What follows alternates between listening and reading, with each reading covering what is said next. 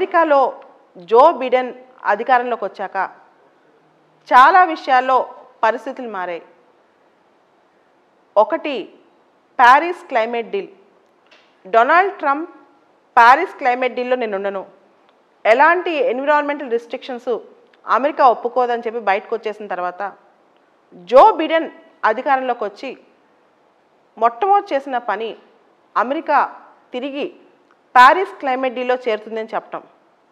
ఇలానే ప్రపంచ ఆరోగ్య సంస్థ వరల్డ్ హెల్త్ ఆర్గనైజేషన్లో కూడా అమెరికా విత్డ్రా అవుదాం అనుకుని ట్రంప్ ప్రకటించాక బిడెన్ పదవిలోకి వచ్చిన తర్వాత అమెరికా WHOలో కంటిన్యూ అవుతుందని చెప్పి ప్రకటించడం జో బిడెన్ అధికారంలోకి వచ్చిన తర్వాత.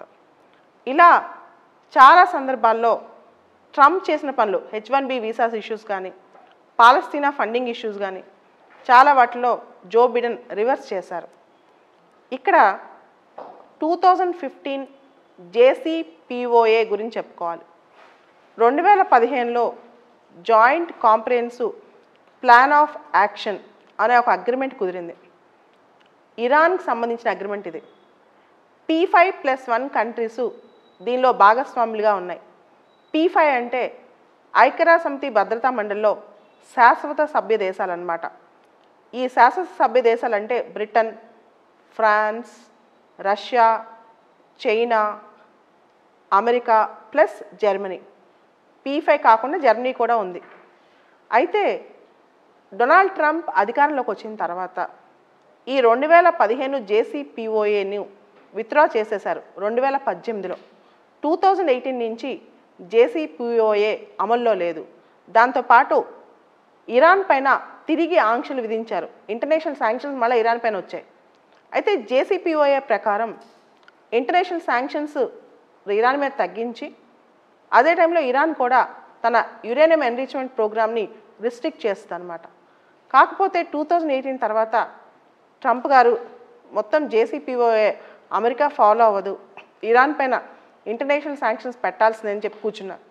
ఆ తర్వాత మనందరూ తెలుసు అమెరికా ఇరాన్ మధ్య టెన్షన్స్ చాలా పెరిగిపోయినాయి అని చెప్పి.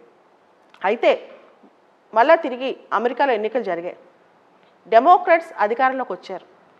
డెమోక్రాట్స్ అధికారంలోకి వచ్చినప్పటికీ సెనేట్లో డెమోక్రాట్స్ రిపబ్లికన్స్ ఇద్దరూ సమానంగా ఉన్నారు. కాబట్టి ప్రస్తుత పరిస్థితిలో జో బిడెన్ ప్రభుత్వం డైరెక్ట్గా ఇరాన్ విషయంలో టాక్స్కి దిగినప్పటికీ, చర్చలకు దిగినప్పటికీ అమెరికా ప్రోద్బలంతోనే వియన్నా, ఆస్ట్రియా క్యాపిటల్ వియన్నాలో ఇప్పుడు ఈ P5 కంట్రీస్, కొన్ని యూరోపియన్ పవర్స్ ఇరాన్తో చర్చలు స్టార్ట్ చేశాయి. అమెరికన్ రిప్రజెంటేటివ్ డైరెక్ట్గా చర్చల్లో పాల్గొని ఒక కంక్లూజన్కి రాకపోయినా అమెరికా కూడా ఈ చర్చలో భాగస్వామ్యాన్ని చెప్పుకోవచ్చు. ఈ చర్చల ఫలితంగా 2 కమిటీస్ విధించారంట. 2 కమిటీస్ తీసుకొచ్చారు. ఎక్స్పర్ట్ లెవెల్ వర్కింగ్ గ్రూప్స్ అంటారు వీటిని. సో ఇక మొదట ఇరాన్ పైన ఏ విధంగా ఉండాలని ఇరాన్ అడుగుతుంది, ఇమీడియట్గా నా పైన ఉన్న శాంక్షన్స్ అన్ని అమెరికా ఎత్తేయాలి అని. కానీ అమెరికా అంటుంది ఒకటేసారి ఎత్తేయడం కుదరదు, ఫేజ్ బై ఫేజ్, అంటే దఫాల వారీగా మేము ఆంక్షలు ఆపేస్తాం, నువ్వు యురేనియం ఎన్రిచ్మెంట్ ప్రోగ్రామ్ లిమిట్ చేశాయని చెప్పి. అయితే 2021 జనవరిలోనే ఇరాన్ బయటకే చెప్పింది, తన లిమిట్స్, థ్రెషోల్డ్ లిమిట్ దాటి యురేనియం ఎన్రిచ్ చేశాము, అది ఆంక్షలకి అట్రాక్ట్ చేసే విధంగా ఉందని ఇరాన్కి కూడా తెలుసు.